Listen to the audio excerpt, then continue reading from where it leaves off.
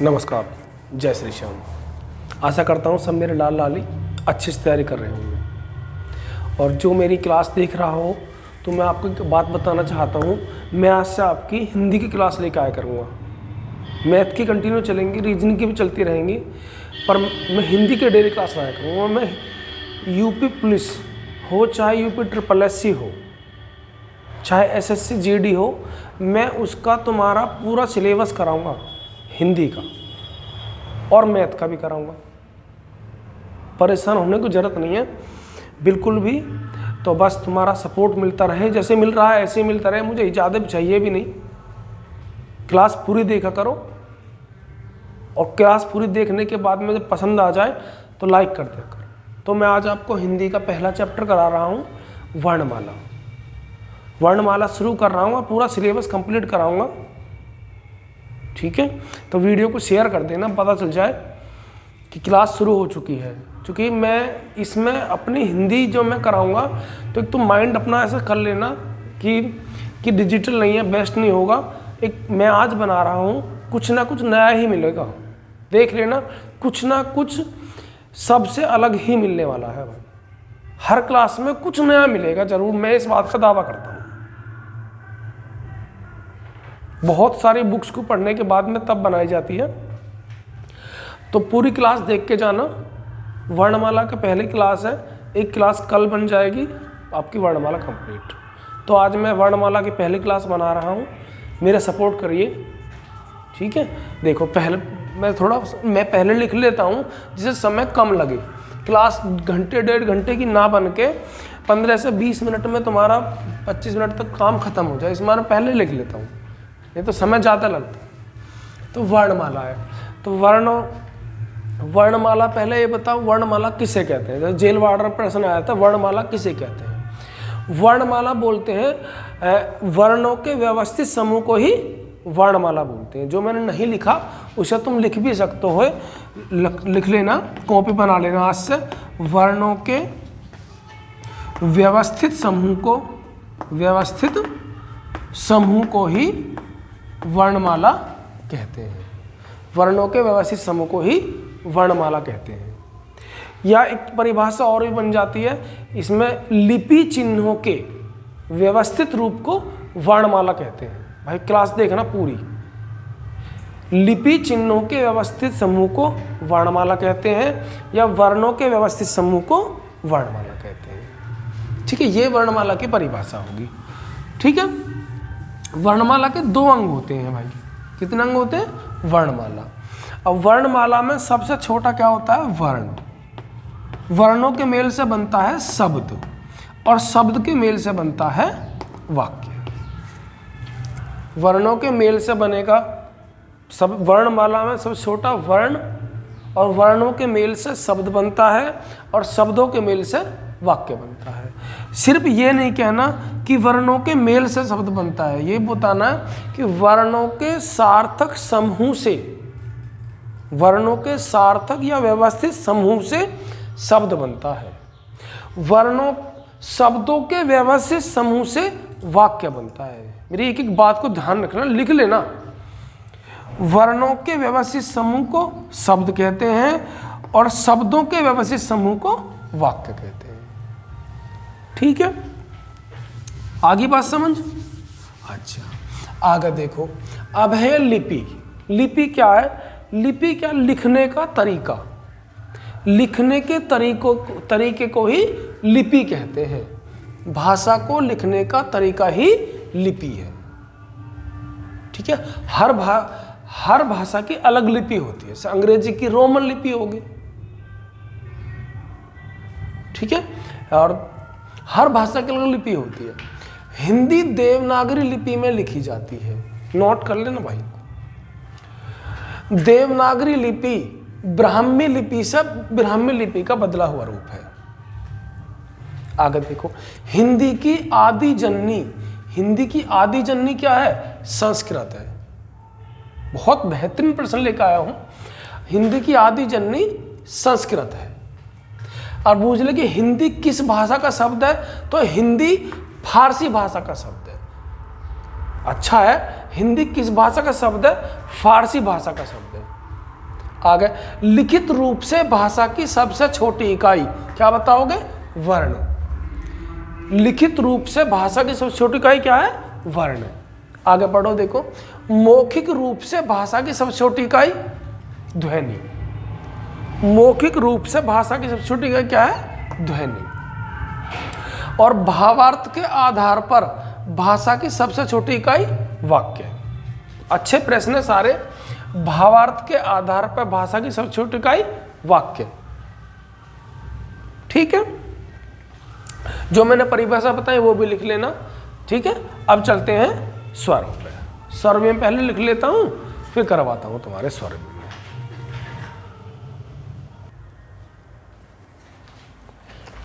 देखो, स्वर। स्वर क्या है? देखो, एक ये डाउट बच्चों को बहुत ज़्यादा रहता है कि 12 है, 13 है, 10 है, तो मैं तुम्हारा उस डाउट को भी आज ख़त्म कर दूंगा। स्वर पूरी क्लास देख के जाना बस। स्वर, जो वर्ण स्वतंत्र रूप से बोले जाते हैं उन्हें स्वर कहते हैं। जो वर्ण स्वतंत्र रूप से बोले जाते हैं उन्हें स्वर कहते हैं, कि उनके बोलने में किसी और की आवश्यकता नहीं होती। और जो स्वरों की सहायता से बोले जाए उन्हें बोलते हैं व्यंजन। व्यंजन की जो अलग क्लास बनेगी बता रहा हूँ मैं। ठीक है, और स्वर को मात्रा भी कहते हैं। स्वर को मात्रा भी कहते हैं। स्वर बोल दो, मात्रा बोल दो, एक ही बात है। तो अब इनके भेद देखते हैं। तो संस्कृत में स्वर, देखो मैंने स्वर लिख दिए हैं, ये स्वर होते हैं ए, आ, ई, उ, ऊ, ए, आई, ओ, औ, ऋ, अंग और अह। इन दोनों के बारे में भी बताता हूँ मैं, पहले इसकी टेंशन खत्म कर लो अपनी तुम। तो संस्कृत में स्वर कितने होते हैं? 13। लिख लेना या स्क्रीनशॉट कर लेना इनका। तो देवनागरी लिपि में स्वर कितने? 13। कुल स्वर हिंदी में कुल स्वर कितने? 13। लेखन के आधार पर स्वर कितने? 13। समझ लेना, संस्कृत में स्वर 13, देवनागरी लिपि में 13, कुल स्वर 13, लेखन के आधार पर स्वर 13, उच्चारण के आधार पर स्वर 11। हिंदी में स्वर कितने? 11। समझना किस तरीके से प्रश्न आने वाला। उच्चारण के आधार पर स्वर 11, हिंदी में स्वर 11। हिंदी में शुद्ध स्वर कितने? 10। शुद्ध स्वर कितने? 10। हिंदी में मात्रा के आधार पर स्वर कितने? 10। समझो फिर से। संस्कृत में कुल स्वर 13, देवनागरी लिपि में स्वर 13, हिंदी में कुल स्वर 13, लेखन के आधार पर स्वर 13, उच्चारण के आधार पर स्वर 11। हिंदी में स्वर कितने? 11। हिंदी में शुद्ध स्वर कितने? 10 और मात्रा के आधार पर 10 स्वर। स्क्रीनशॉट ले लेना, कभी भी डाउट में मत रहना। अब देखो मात्रा किस किस की होती है। पहली बात देखो, ए की तो कोई मात्रा होती नहीं, इसलिए ए तो सब में लगा हुआ है, तो इसको शहीद स्वर भी बोलते हैं। इसे शहीद स्वर भी बोलते हैं। इसे ए की कोई मात्रा ना होती है, सब में ही लगा होता है, तो इसे शहीद स्वर बोलते हैं। आ की मात्रा होती है ये वाली, ई की होती है ये वाली, ई की ये वाली, ये बड़ी ई है, ये छोटा ऊ, ये ऊ, ये ए, आई, ओ, औ और ऋ। तो ये होती है मात्रा 10। गिन लो कितनी होगी? 1, 2, 3, 4, 5, 6, 7, 8, 9, 10। तो मात्रा का आधार पर 10 स्वर हो गए वाले। अब तुम कहोगे भैया ये कहाँ गए? अंग और है, तो इन्हें बोलते हैं आयोगवाह वर्ण। इन्हें बोलते हैं आयोगवाह वर्ण। तो आयोगवाह वर्ण कौन कौन से हो? एक हो अंग और एक हो अह। इसे बोलते हैं अनुस्वार भी बोलते हैं और अनुनासिक भी बोलते हैं। यह है विसर्ग, अनुस्वार और विसर्ग। इस अंग की भी देखो, एक तो होता है अनुस्वार, देखो आराम से बहुत कुछ मिलेगा नया। एक तो है अनुस्वार, तो इसे तो बोलते हैं, अंग की बिंदी को तो बोलते हैं अनुस्वार। एक होता है अनुनासिक, नासिक भी बोलते हैं, कहीं की अनुनासिकता भी लिखा होता है, इसे बोलते हैं चंद्र बिंदु। अनुस्वार कौन सा है? अंग। और अनुनासिक कौन सा है? चंद्र बिंदु। अभी लगते कैसे हैं मैं तुमको एक बार ये और बता दूं, कंफ्यूज मत रहना। देखो पहले कुछ इससे पहले समझो। जैसे मैं कै और ले लिखता हूं, क्या और ले लिख दिया, क्या और ले के ऊपर हम लाइन खींचते हैं, इस ये वाली जो लाइन है ये, तो इस लाइन को शिरोरेखा बोलते हैं। ये जो हमने लाइन खींची है इस लाइन को बोलते हैं शिरोरेखा। क्या बोलते हैं सर? शिरोरेखा बोलते हैं। अब अंग और अंग और चंद्र बिंदु लगते कैसे हैं? तो एक बात बताता हूं मैं तुम्हें, ध्यान से सुनना।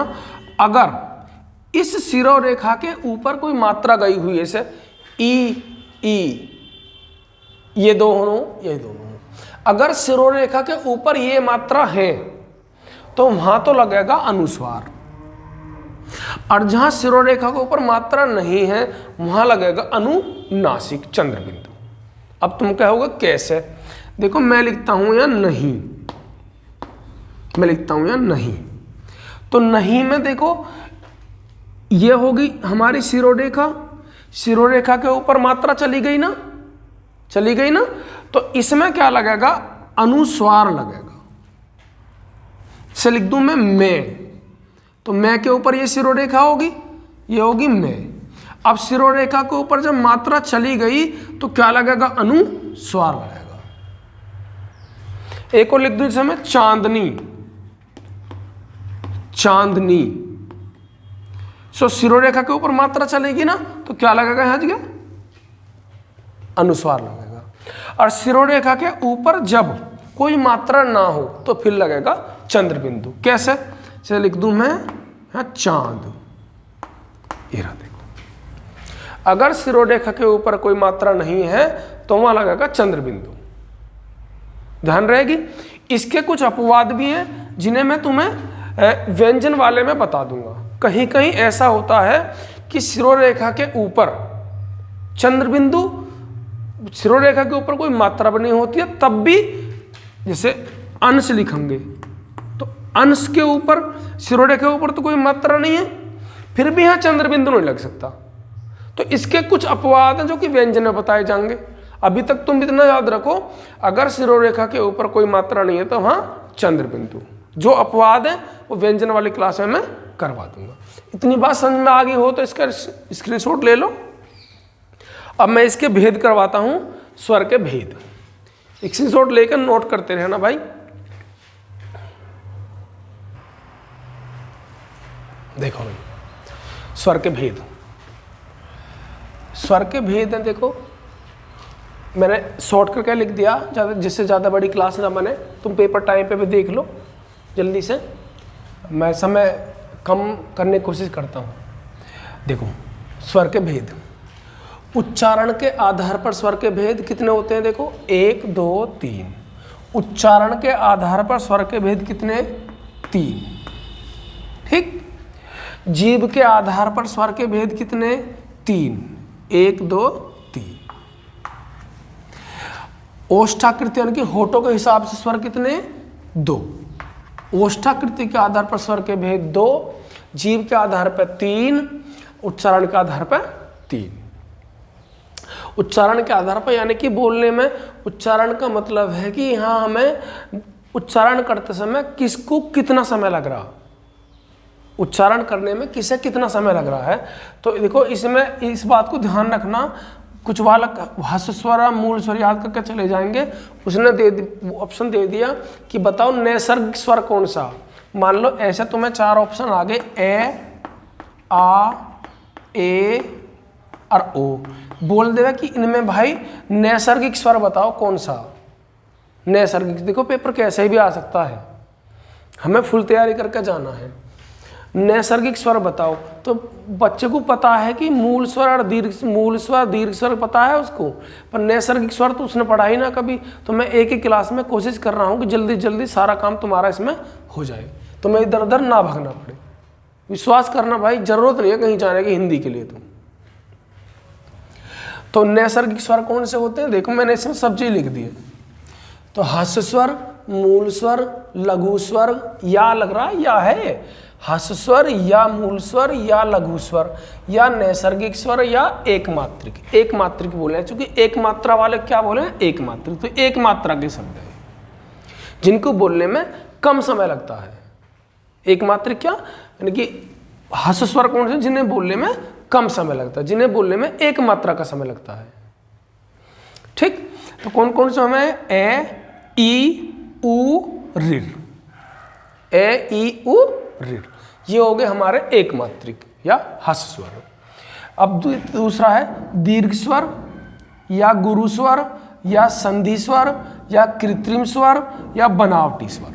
कुछ भी आ सकता है भाई, कृत्रिम स्वर, बनावटी स्वर, गुरु स्वर, कुछ भी पूछ सकता है। तो मेरे कहने का मतलब ये है, पूरी क्लास देख कर जाना है, बहुत कुछ नया मिलने वाला है, इससे आगे भी देखना भी हो सकता है ना भी पढ़ा हो आज तक, खूब पढ़े होगे तो भी।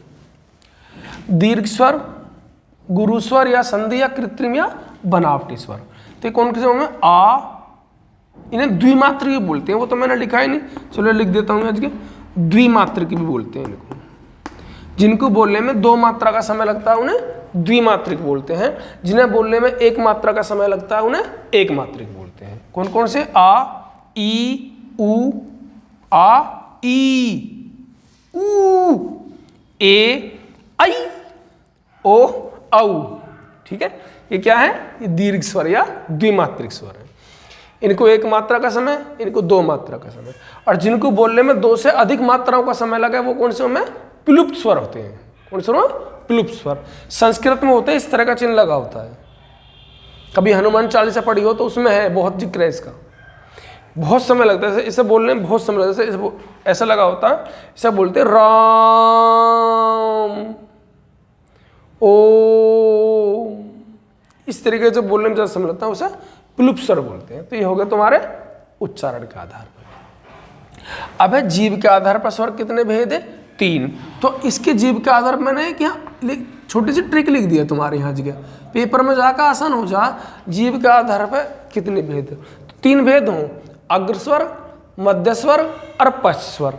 जो जीव के अगले हिस्से से बोला जाएगा वो अग्रस्वर, जो बीच वाले से बोला जाएगा वो मध्यस्वर, और जो पीछे वाले से बोला जाएगा वो पश्चस्वर।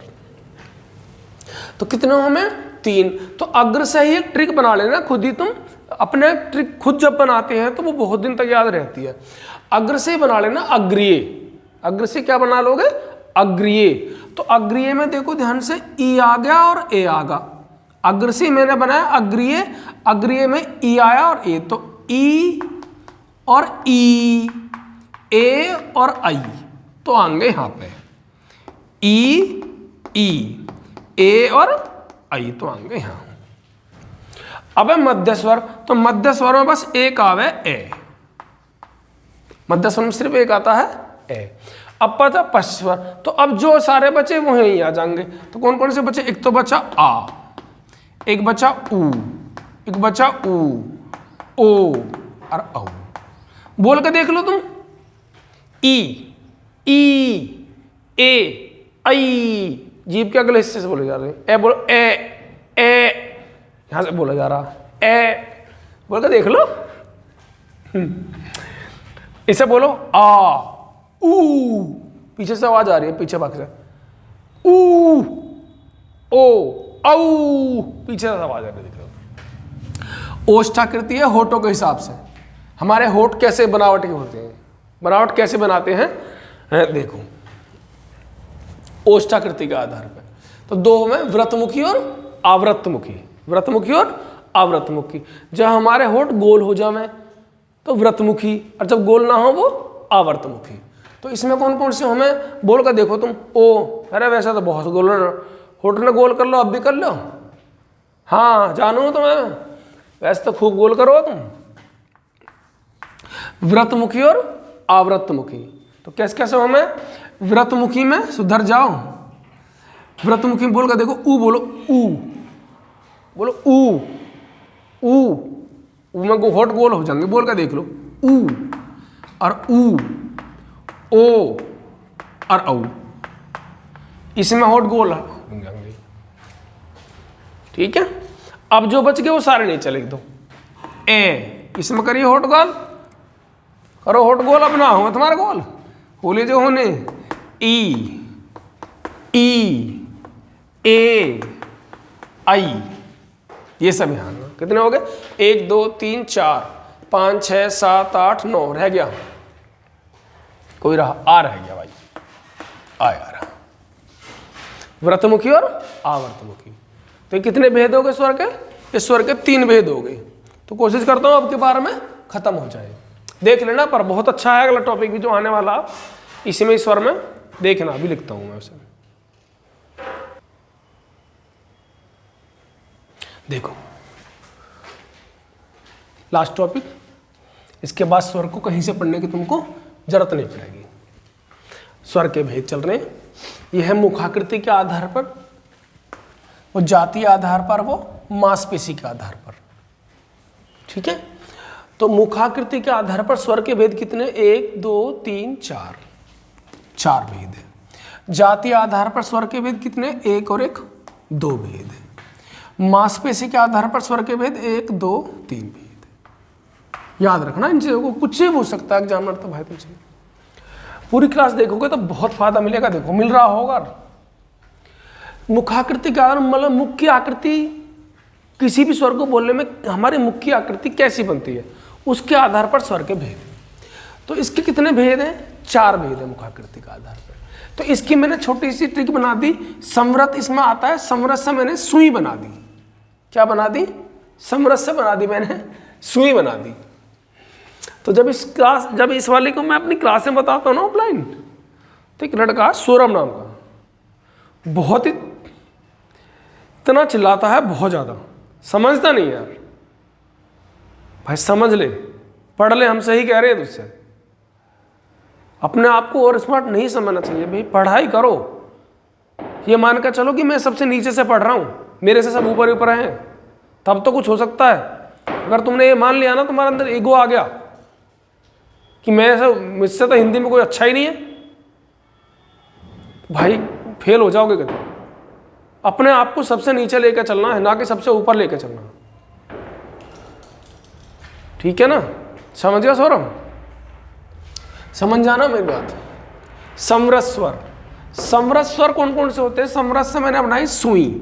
सुई में देखो तो ऊ है और ई है, तो ऊ और ऊ और ई और ई, ये हो गए समरस स्वर, ठीक है। अब है अर्धसमृत। अर्धसमृत में डॉक्टर साहब के पास गए तुम, तो तुम्हें छोटा बच्चा देख, छोटा बच्चा तो क्या कहेगा डॉक्टर साहब से। अब बड़ा सा बच्चा हुआ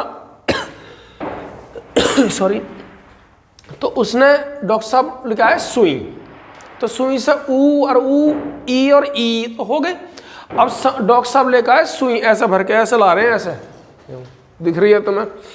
तुमने कहे डॉक्टर साहब को कंपाउंडर है, तो कंपाउंडर बहुत है डॉक्टर के पास में, वो आया ऐसे लेकर, और तुमने कोई, तुम भी वहाँ पूरे वहाँ में ही है, तुम्हें डर लगा है सुई से, तुम क्या कहोगे? ओए डट जा, क्या कहोगे? ओए, ओ ए, ओ और ए, तुम क्या कहोगे?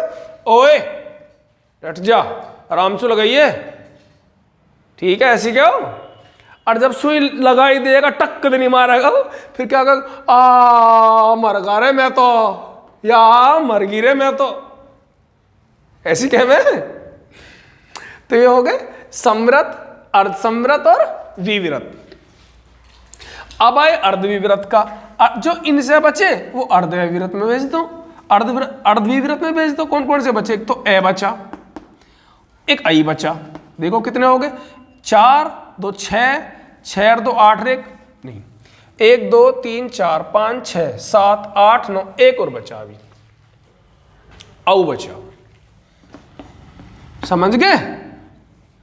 सुई से बन गए ऊ ऊ ई ई, और सुई लेका कंपाउंडर लड़का से, ये बेचारा हल्का सा सब भावी हो गए, लड़की भी नौकरी, ओ जा, ओ ए, और जब लग गई ना, फिर कैसे क्या ही आय, अरे जो बचे वो हैं सहजातीय स्वर। देखो सहजातीय स्वर में जातीय का मतलब 2, सहजातीय या मूल दीर्घ, विजातीय या संयुक्त स्वर। सहजातीय में कौन कौन से होंगे? ए और ए मिलकर बनाएंगे आ, ई और ई मिलकर बनाएंगे ई, ऊ और ऊ मिलकर बनाएंगे ऊ। तो ये कौन से स्वर हो गए? सहजातीय स्वर हो गए। विजातीय में कौन कौन से आएंगे? ए और ऊ मिलकर अलग अलग हो गए ना, ये विजातीय हो गए, मिलकर बनाएंगे ओ। ये हो गए विजातीय। ए प्लस ऊ ने क्या बनाया? ओ। और ए प्लस ओ ने क्या बनाएगा? औ। ये क्या बनाएगा? औ। ए प्लस ई क्या बनाएगा? ऊ। और ए प्लस ऊ क्या बनाएगा? ऊ। ते हो गए जातीय आधार पर स्वर। ठीक है, अब मांसपेशी के आधार पर स्वर देख लो। मांसपेशी के आधार पर तीन तरह के, तीन भेद होंगे, तो शिथिल, दृढ़ और मध्यम। तो शिथिल में कौन कौन से आते हैं? सॉरी, शिथिल में आते हैं भाई ए, ई, ऊ। मांसपेशी यानी कि देखो, मैंने भी कुछ देर पहले तुम्हें एक बात बताया था कि अगर शिरोरेखा के ऊपर, शिरोरेखा के ऊपर कोई मात्रा आएगी तो वहां अंकी बिंदी प्रयोग होनी है, अनुस्वार लगना है। पर यहां देखो दो दो, यहां तो शिरोरेखा के ऊपर दो दो मात्रा आ रही हैं, यहां चंद्र बिंदु आ रहा। तो मैंने तुम्हें एक बात ना बताई थी, जिस दिन व्यंजन चलेगा उस दिन चंद्र बिंदु अनुस्वार का मतलब समझ जाओगे तुम कि कब कब लगता है ये। अब इसकी क्लास, अगली इसकी क्लास आने वाली है, बस उसे देख रहे ना, ये भी समझ में आ जाएगा। और मैं कहता हूं अगर किसी ने क्लास पूरी देखी है तो कोई सा पेपर देने चला जाना, कोई सा, अगर इनसे बाहर प्रश्न आ जाए तो कमेंट करके बताना कि हाँ प्रश्न गलत आ गया, मेरे को 100 गाली देना। इनसे बाहर प्रश्न आ ही नहीं सकता भाई। ठीक है, अपने ऊपर भरोसा तब बोल रहा हूं मैं। अब पूरी हिंदी क्लास ऐसी मिलेंगी यार, खतरनाक खतरनाक जो हो जाएगा ना, तुमने कुछ ना भी हर क्लास में नया तो मिलना ही मिलना भाई। ए, ई, ऊ, ये हो गए शिथिल, जिनको मांसपेशी, जिनको बोलने में हमारे सारे मांसपेशी को कम जान लगानी पड़ती है। को दृढ़, जिनको हमारी मांसपेशी को ज्यादा जान लगानी पड़ती है। ऊ, ई, ये हो गए मांसपेशी के आधार पर। मध्यम में कौन सा बचा? मध्यम में बचा तुम्हारा ए। ठीक है, या फिर शिथिल और दृढ़, इन 3 और 2 5, इन पांचों को छोड़कर और सारे कहां आएंगे? मध्यम में आ जाएंगे। अब तुम्हें क्लास कैसी लगी कमेंट करके भाई जरूर बता देना। मेरी भाई बहन जो भी हैं कमेंट कर दिया करो, लाइक कर दिया करो, अब वीडियो को ज्यादा शेयर किया करो। तुम सबका सहयोग मिलेगा तभी मैं आगे जा सकता हूं, नहीं तो मैं अकेला बंदा कुछ नहीं कर सकता।